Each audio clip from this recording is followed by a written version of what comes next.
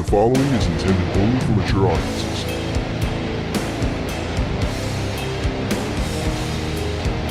Open your ears and lube up your butthole. It's time for the What Do We Call It podcast. Now, here's your host. It's Jmann.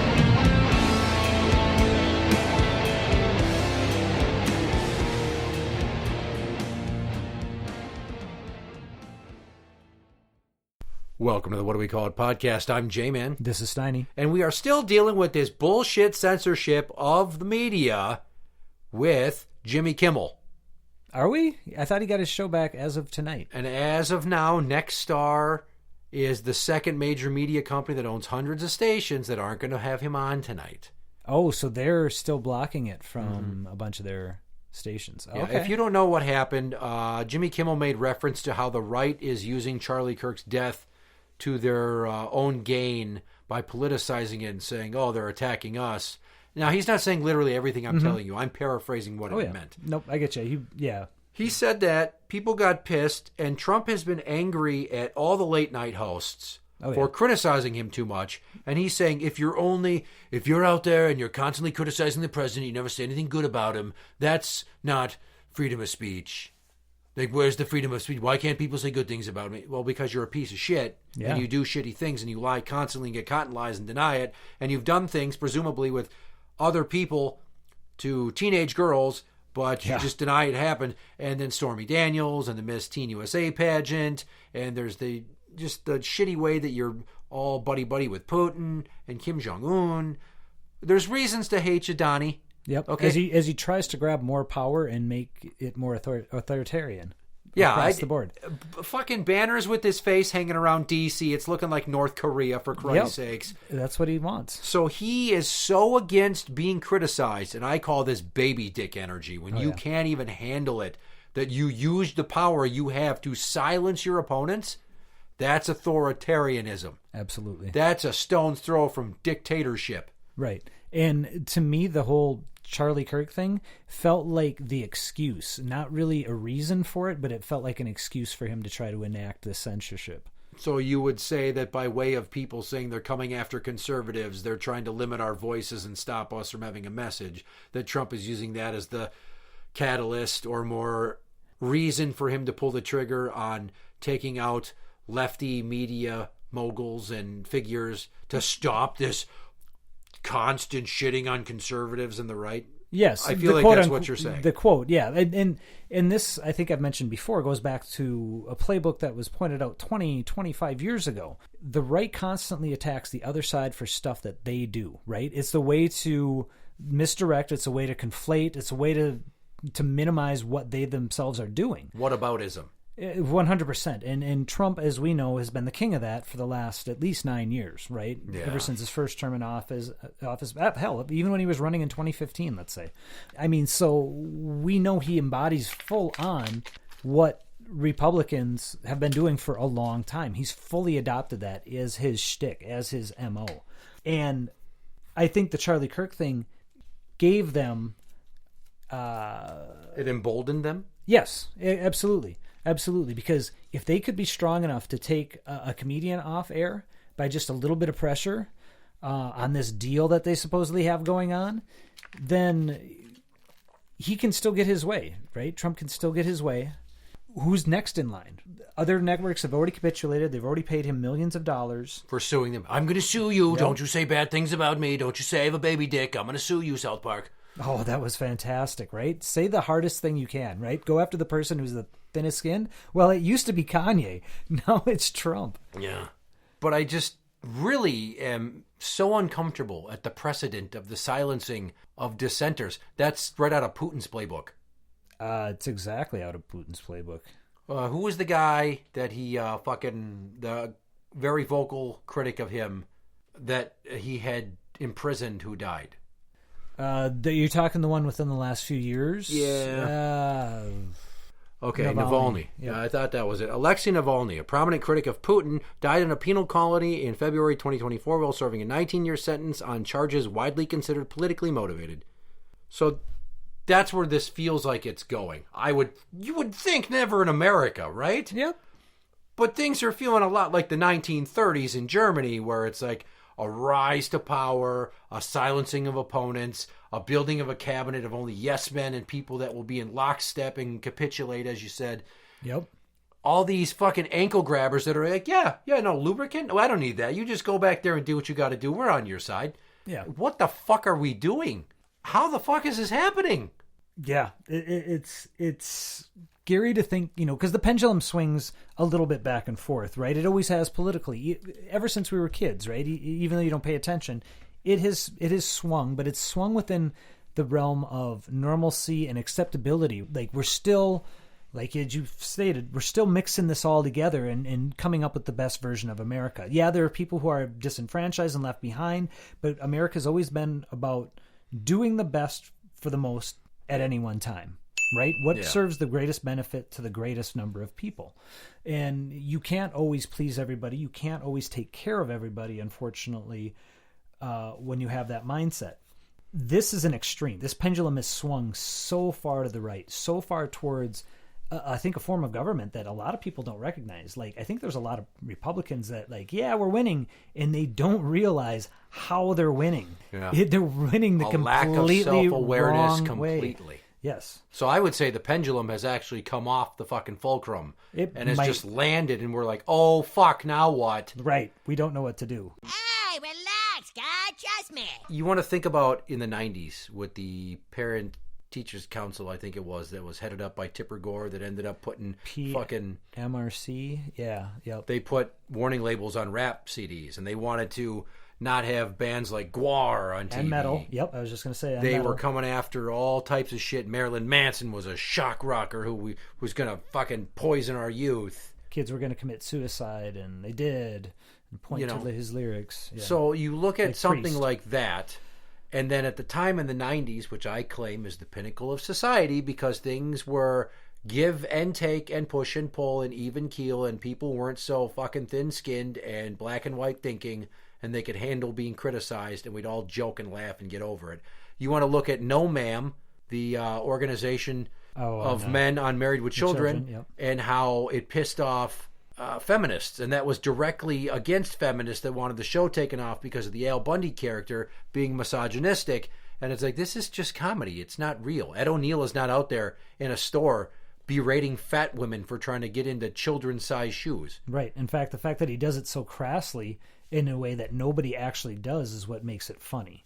But he learned things. Can you not look back at Married with Children? It's like, yes, it's a very Lampoon-esque, more trains off the tracks directly. Like, you think back to All in the Family, Carol O'Connor as Archie Bunker, and, he was accused of being all these things by today's standards, especially a misogynist and a racist. But the thing of it is that he had to deal with his own feelings and the changing of the times and having a black neighbor and his friend, George Jefferson, and he fucking learned. And that Al Bundy, I will argue, to a much lesser extent, learned the same way, but it was not in the forefront of the episodes because the entertainment was more important than the education. Whereas with All in the Family, it's like, hey, we're coming out of the civil rights movement and we need to fucking unite America, and we need somebody that can be the old guard meeting the new guard and is learning, as we're all like, okay, we can do this. That's the thing. The people that point at that show as being bad because the way Archie's character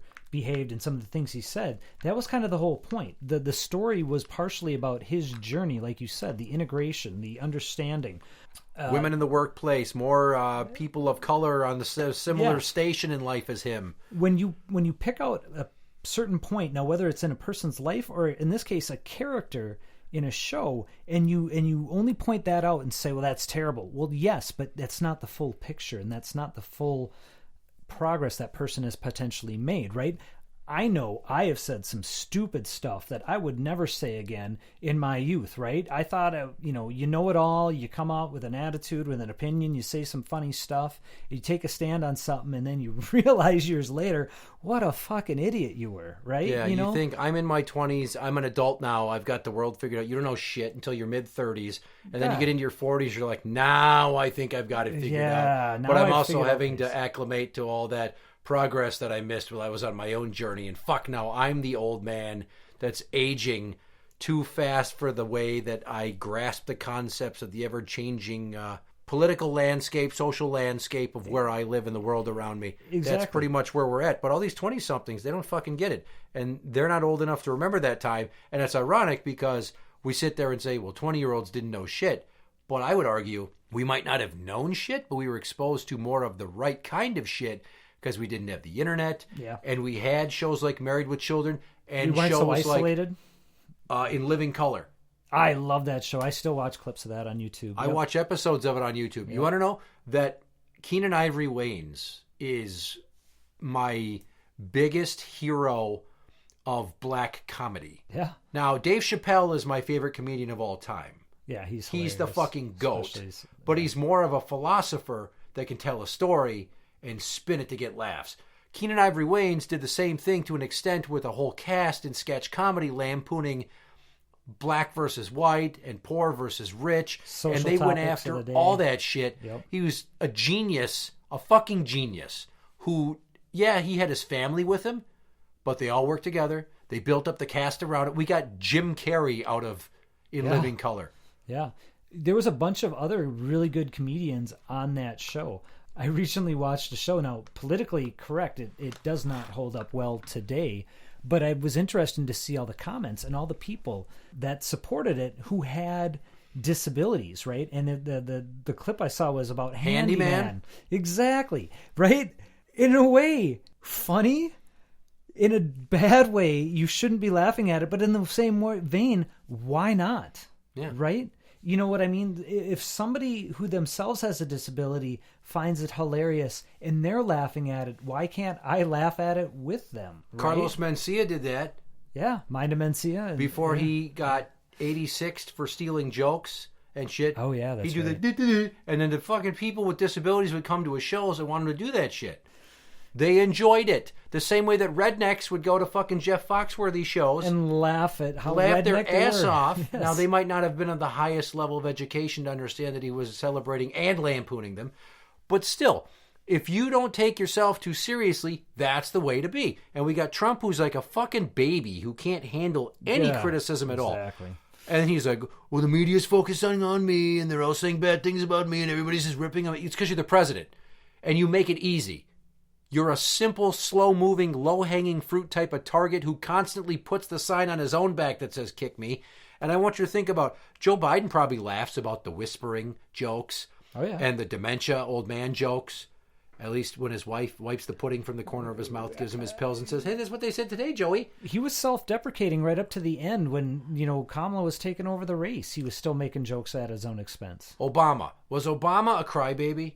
Never. No. Not once. W was like, there were reasons to be mad at him, like 9/11 and some Hurricane other Katrina's response and missteps, shit. right. But if you look at George W. Bush now, I would never, when he was president, think that I would view him as I do now. Right. Yeah. No, And absolutely. he's got this weird white guy with candy in his pocket for a black lady friendship with Michelle Obama. Yeah. The Obamas and the Bushes are friends. Yeah. And I bet you that George can fucking laugh at himself and look back and go, yeah, that's kind of easy. I said evildoers. Oh, whoops. Yeah. Fucking Bill Clinton. Yep. You don't think he feels a little self-conscious but also can laugh at himself playing the saxophone, getting the blowjob and the Oval Office guy? I mean, come on. George H.W. Bush. I never at any point felt like Dana Carvey had to be scared to do his impression on SNL because the president was too sensitive. Let's go back before that. What, Reagan? Yeah. You had... The Gipper? He could fucking handle it. He wasn't necessarily of the soundest mind, kind of like Biden, but he never fucking... Nobody in history has censored the media because they couldn't handle being made fun of. Was it Joe Piscopo who played Reagan back then? I'm trying to remember. But on SNL? Yeah. There was a few people who played Reagan throughout the years. One of them might have even been Chevy Chase at one point. I know he played Ford. Okay, Phil Hartman. Okay, yeah. Chevy Chase, Harry Shearer. So, again, the whole point of this episode, I could talk and talk and talk about Jimmy and the things that he says, and Stephen Colbert and the things that he says. And now, jokingly, Seth Meyers is like, ha, ha, ha, ha, ha, we never really meant it. Please don't. Like, he's making fun of the situation. Did you see the Daily Show did that exact thing last Thursday where they're all like, "Oh, great leader." I mean, it was a complete like capitulation, the dark humor of it, type of thing. It should not be borderline criminal and literally get you canceled, right? Because you mock politicians or people of power.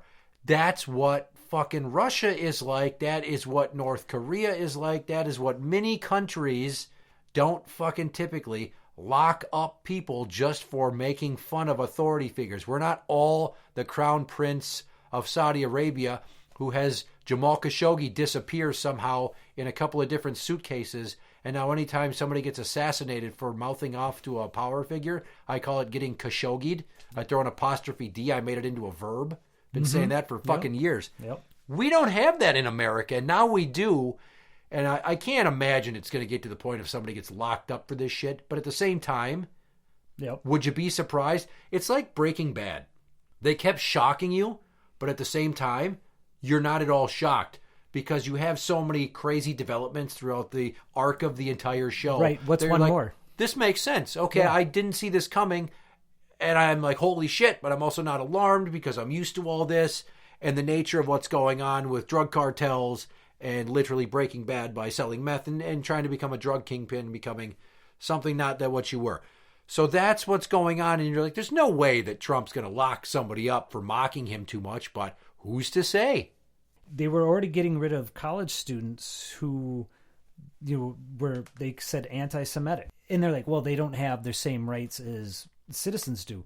They do. When they're on our soil, every person is supposed to have the same inalienable rights. Doesn't matter if they're from another country or not. We still treat them with the same rights and the same due process and the same respect. Yeah. Now, they are trying to argue that in court that that's not the case, but that's like going to another country as an American and not respecting their laws and crying like a bitch when you end up locked up like those hikers that crossed over into, what was it, Iran? Yeah. Years ago, and they got locked up for fucking ever. Yep. And then they got freed. It's like you go to another country and you disagree with things and you openly mock their culture and you break their rules. They're not going to care that you're an American that's used to more freedom. Just like you come here, and it's the converse of that is you come to America, we expect you to abide by the rules, and we'll give you the consideration the same because we consider ourselves a tolerant nation. Mm-hmm. We're better than everybody else. We're supposed to be better than everybody else. Yeah, we're supposed to be the greatest nation in the world, and now it's fucking scary, and everybody is like, what next? And this is... if you take how worried I was during the Trump 45 era, right, with the tweeting and the what's going to happen next, right, that looks like fucking small potatoes to now. Now he's going 4 times as hard to make up for the 4 years that he says was stolen from him, and it's just this constant swirl of unease of how this is going to land. And I think TV stations that are fucking bowing to him, holy shit, is that bothersome. It's not just problematic. When you go after the First Amendment, that is scary because that is the number one thing our country was based on, right? That was the number one reason why people were leaving Europe, because they didn't have freedom of expression. They didn't have freedom of speech. Which covers also religious expression and religious freedom. Exactly. You know what I mean? It's all encompassing.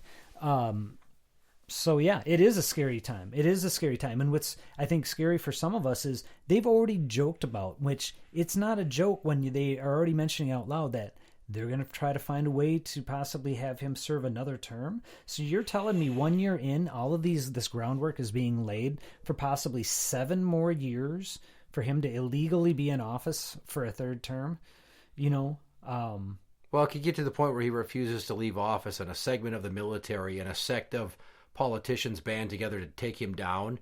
And it becomes like that fucking Kirsten Dunst movie that they had on TV. It's streaming. Hold on. Kirsten...